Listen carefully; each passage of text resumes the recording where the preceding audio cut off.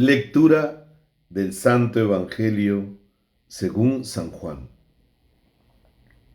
En aquel tiempo dijo Jesús a sus discípulos: Les aseguro que si el grano de trigo no cae en tierra y muere, queda infecundo, pero si muere da mucho fruto.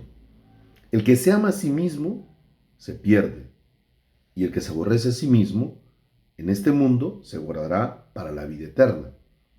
El que quiera servirme, que me siga, y donde esté yo, allí también estará mi servidor.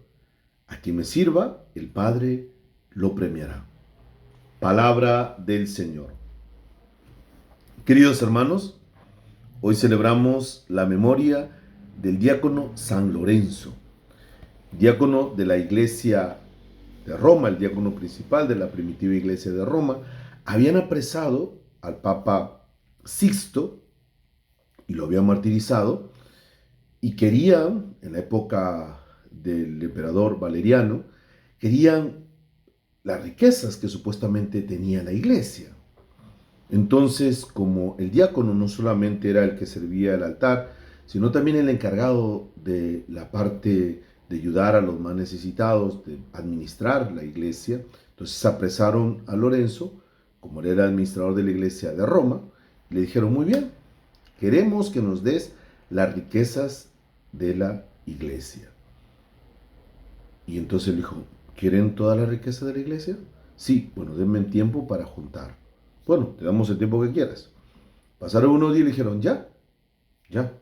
Entonces, síganme. Y los llevó por Roma, por las catacumbas, y porque los cristianos eran perseguidos y se escondían. Y entonces los llevó a una puerta y le dijo: detrás de esta puerta están todas las riquezas de la iglesia.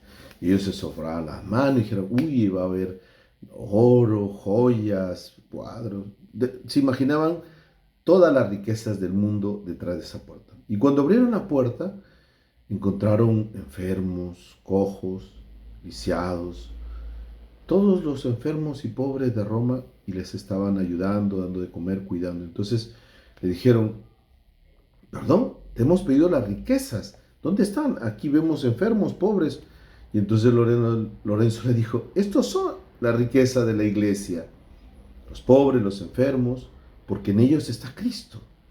Y entonces le dijeron: ¿te estás burlando de nosotros? Ahora vas a ver. Y lo llevaron y lo martirizaron y lo hicieron sufrir en una parrilla.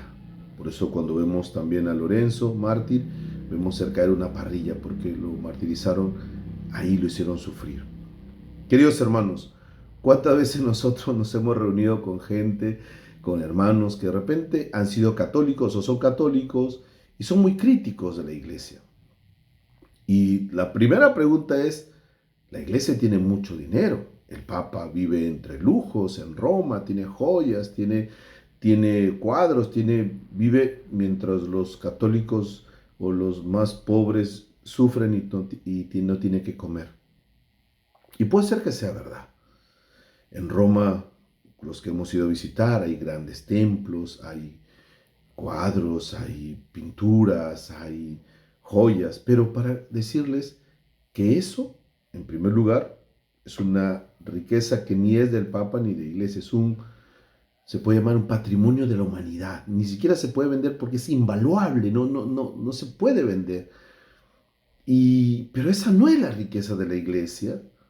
La riqueza de la Iglesia, lo que mismo Cristo ha dicho: cada vez que se lo hiciste a los demás, a mí me lo hiciste, los pobres, los enfermos. En ellos está la riqueza de la iglesia. Por eso hoy todos nosotros nos confundimos pensando que porque si la iglesia tiene esto, lo de allá, y por qué no lo comparte, por qué no lo da. Nosotros, como Lorenzo, tenemos que dar la vida. Lo que dice Jesús hoy: les aseguro que ese grano de trigo no cae en tierra y muere, queda infecundo. Significa dar la vida, morir, para ayudar, para servir a los demás, a los pobres, entre los más pobres, como diría Madre Teresa.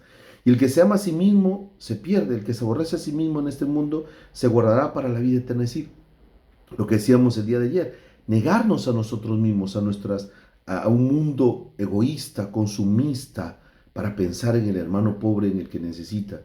Y el que me sirva, me siga, allí donde está mi servidor, el Padre lo premiará.